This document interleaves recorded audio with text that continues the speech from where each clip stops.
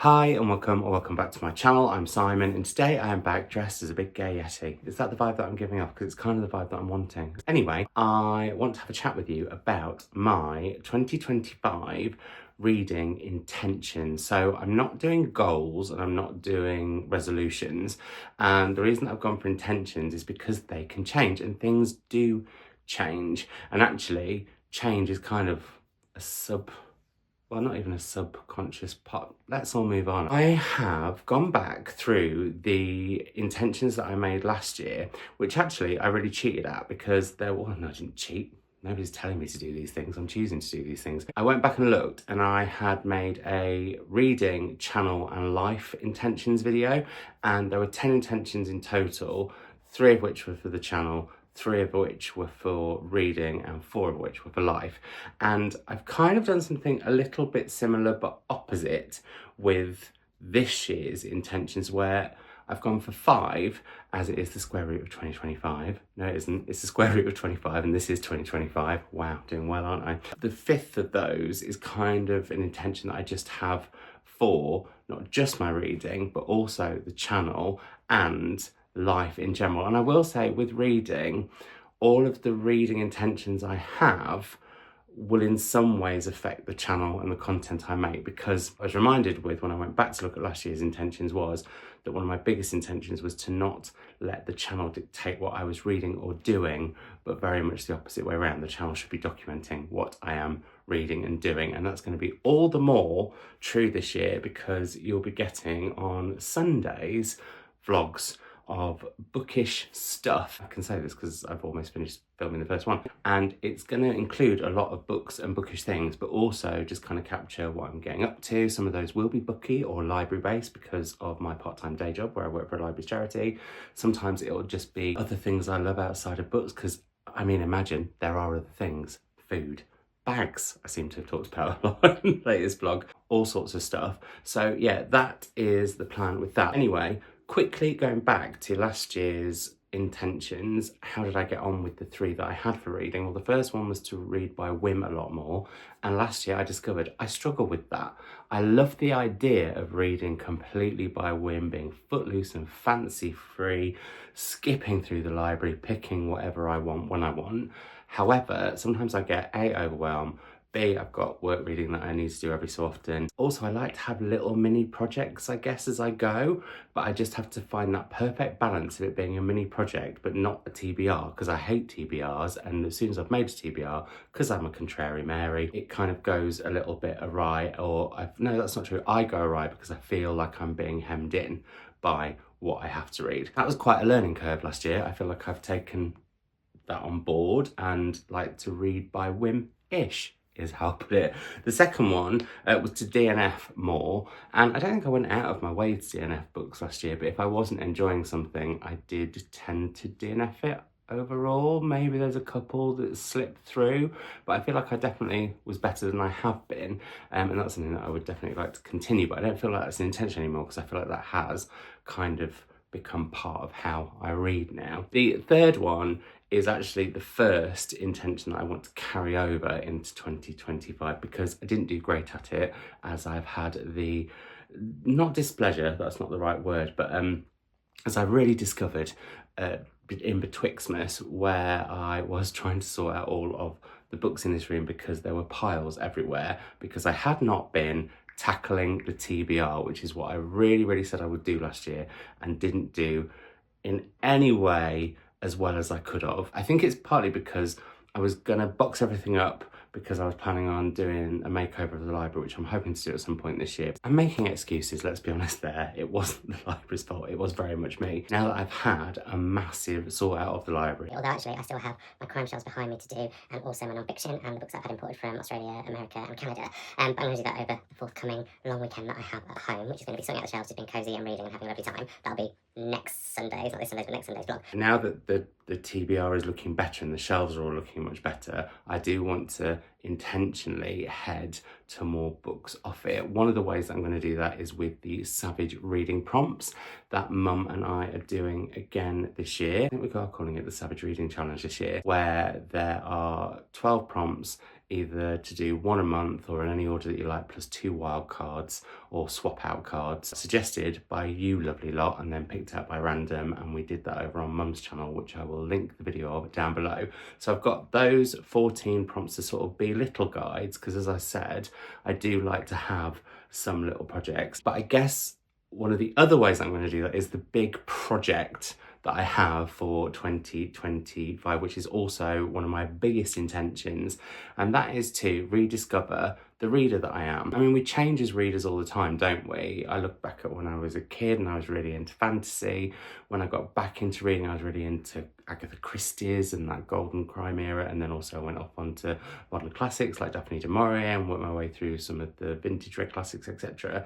And then I seemed to get stuck on, or really into, actually is a better way of saying it, really into literary fiction, and that has been the case since. But I can't necessarily work out exactly what a me book is, and I would like to discover that and document that as I go. And some of the ideas that I have had for doing that is to head into books that used to be like, I would know that I would head to that book and tick, it would be an absolute savage hit.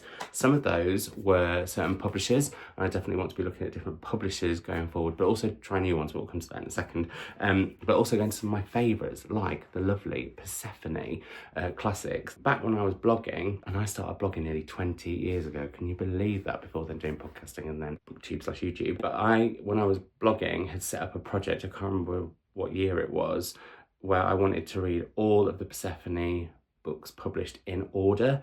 And I don't think that's exactly how I'm going to tackle them, but I definitely want to read a lot more of them and make more of a kind of concerted effort, whilst also it being by whim. I know that's going to be an interesting mix throughout the next year, isn't it? I love the word dichotomy, and I don't always know if I use it correctly, but quite that. Also, I should say, I want to kind of do that and feature the Persephone room, which is one of the spare rooms that I have decorated, inspired by the Persephone bookshop. So yeah, that's one example of some of the books that I used to head to and knew would be like absolute savage catnip for me. I think they still will be, but I want to try it. I'm going to make a whole separate video on that. And also, like, if there's any ways that you would like me to try and document that or try and work out who the reader I am is right now. Again, I'm worried now that sounds really grandiose. I don't think it does. But yeah, that's something that I'm very, very keen to do. And another thing that I really want to do, and I have done this sporadically on the channel, but document when I read a 5-star book, and I have already read one this year, which is very exciting. I want to document that and sort of work out why it was a 5-star book for me and what those elements are that kind of make that, or what those little catnippy elements within a cat. Why am I going on about? I suppose it's because I have 4 cats and I think about catnip fairly regularly. I want to sort of work out what that almost formula is without it becoming too scientific and then killing the joy. Dichotomy, there we go, that's the word of the day. To say another one is getting back to more crime, and Crime Time with Pip is going to be returning in 2025. So that's very, very exciting, and that shows how my reading intentions will sort of affect the channel. But yeah, any other ideas, videos you've got, that'd be lovely. The third of my 5 intentions for 2025 is get 2 books that I have been saving for a rainy day, and that could be books that I already have on my shelves, or it could be books like Old Soul, which has not long arrived and I am currently reading, by Susan Barker, so I'm practicing what I'm preaching already. And when this arrived, I was like, oh, I'm gonna save that for when I need a really brilliant book. Why should I not be reading really brilliant books all the time? Like, I'm not saying that I go into books thinking, oh, you'll be sort of all right, so I'll read you for now and then I'll save that Susan Barker for... No, I just want to be better at reading the books. I'm super duper excited about them, when I'm super duper excited about them, as I'm super duper excited about them. I want to stop. I want to be more intentional about getting to the books that I'm really excited for. And on we go to intention number 4, which is a very broad intention, quite literally, because it's to read more broadly and widely. And one thing that I have noticed is a repeated observation at the end of every year. I'm like, oh, I didn't read as much translated fiction as I would like. I didn't read as much poetry as I would like. I didn't read as much non-fiction as I would like. I didn't read as many short story collections as I would like. Yeah, I want to keep reading more of all of those things. But also I have noticed, or I've got a feeling that as I go into 2025 looking to read more of the books that I know I love as a reader in terms of where they're set. So for me, books set in Nigeria tend to be a real hit with me, and books set in India I tend to really love. I mean, I love various different other places around the world too, but those two seem to be big hits, along with Australia. And I was going to say Canada. I think I've read more Canadian fiction than I really have. I think. So that's another country that I want to look at a lot more going forward. And I really want to kind of get involved with Canada Reads, whilst also not getting too involved with too many long lists and short lists, which actually I haven't talked about. I think I'm going to be doing the Women's Prize for Fiction long list, I think, for their 30th year. That seems right. I have had an idea for another Women's Prizes sort of project that I could do throughout the year. We'll see. International Booker I'm very tempted by because Anton, my number one hun, her, is one of the judges on that. And so, yeah, I feel extra invested in that one this year. And then the Booker, with it having Sarah Jessica Parker, but also Ayobami Adebayo as judges, that really intrigues me to see what books are going to come. So I say that I'm not going to read as many lists, but maybe I will, and maybe I shouldn't. That's something that I shouldn't be putting pressure to do or not to do. I should just decide as I go. But Canada Reads is coming, and I definitely want to try and read those books once they announce the shortlist. The longest has just recently been announced. If you haven't watched Canada Reads, it's brilliant. It's on YouTube. I will try to remember to link it down below. It's one of my absolute favourite bookish TV shows, and I just think, yeah, it's brilliant. So I'd like to, yeah, get into that a bit more.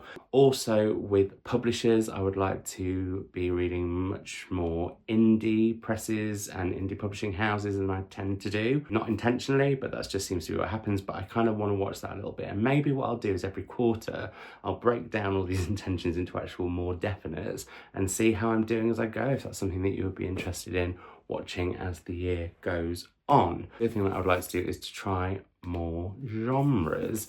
And as I mentioned, I used to read quite a lot of fantasy. I have a real craving at the moment to read something cozy, to the point where, and actually I've just realised how much this book matches this top, I picked up Rewitched by Lucy Jane Wood. I love her channel, and I wasn't sure if this was going to be very me or not. I think it was Lauren who read it and really loved it, and then I think Mercedes talked about how she might read it.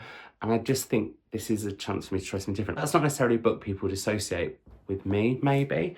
And I think I quite like the idea of playing with what the assumptions maybe other people might have of my reading, but also what I have of my reading. Oh, and the other thing with reading more broadly and widely, which also links into reading books from Canada, is I am going to be doing something where you can get much more involved in what I'm reading and actually pick some of the books that I read. So I have a wish list on the Evil Place.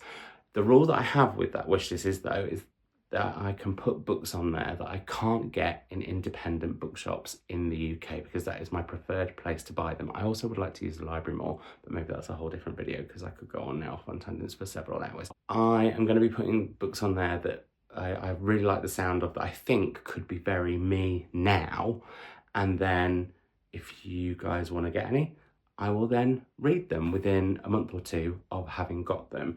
I had some for Christmas, and they're going to be some of the books that I had to quite early this year. But I thought that would be a nice way of me, one, trying out different authors that I might not be able to get my mitts on here, but also seeing if the books that I think sound really Simon Cantip are, and then comparing them to books that I have bought in the past that I thought would be really me, if that makes sense. So yes, that's the other thing. And then last but not least of all of my intentions for 2025, which is the one that is going to be, like I said, well, which is one of my main reading ones, but also will be an intention for the channel and an intention just for the year for me in general, is to have more fun.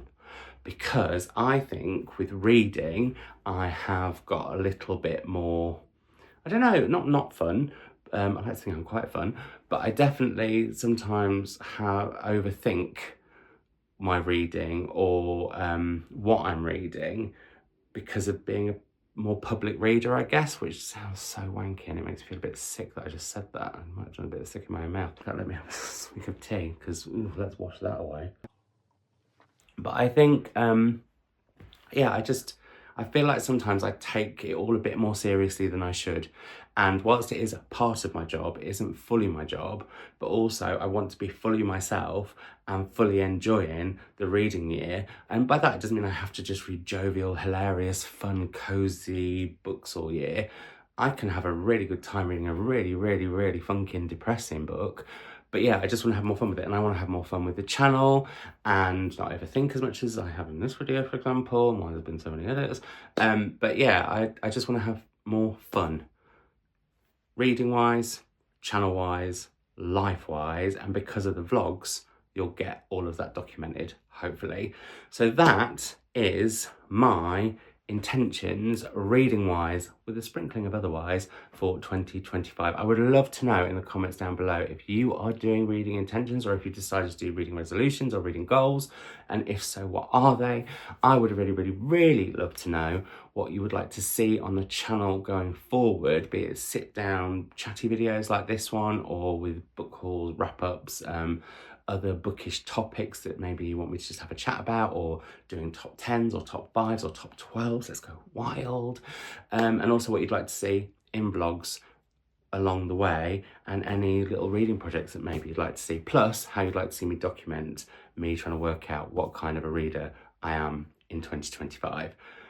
Thank you as always for watching. Let's keep the conversation going on in the comments down below. And speaking of down below, without sounding like a dreadful euphemism, though I do love a euphemism, you can also find my aforementioned wish list, my Instagram, my Patreon, my Blue Sky, all of those things down below. And I think that's it. Thank you as always for watching, as I said, and as I was saying, let's keep the conversation going on in the comments down below, and I will see you in another video very, very soon. Bye.